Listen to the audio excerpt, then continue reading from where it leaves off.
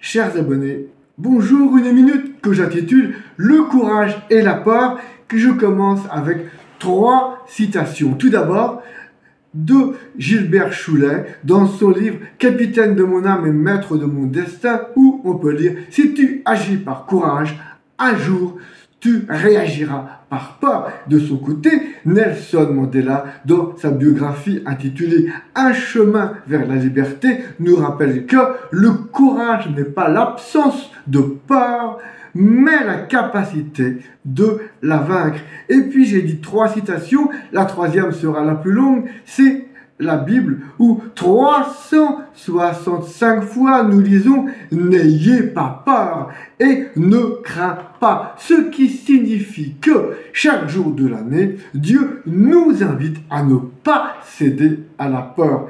Si la peur est un mécanisme naturel de défense, elle n'est cependant pas un mécanisme sain de prise de décision.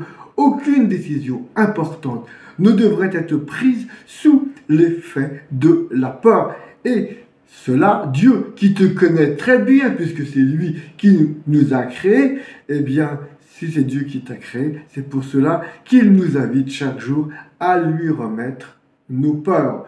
Au lieu de céder à la peur, la Bible nous rappelle régulièrement « Fortifie-toi et prends courage, nous sommes appelés à oser, à affirmer, à décider, pas à rester sous l'emprise de la peur ».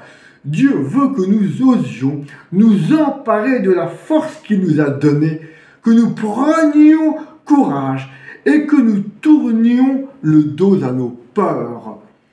Que celles-ci ne viennent pas diriger nos pas, mais qu'en toute conscience, en pleine conscience, comme on dit aujourd'hui, nous décidions d'avancer. Nous décidions d'avancer sur le chemin qu'il veut tracer avec nous. Chers auditeurs, chères auditrices, chers abonnés, je vous laisse rentrer dans cette prise de courage qui va chasser toutes nos peurs. Et je vous dis à très bientôt, comme d'habitude.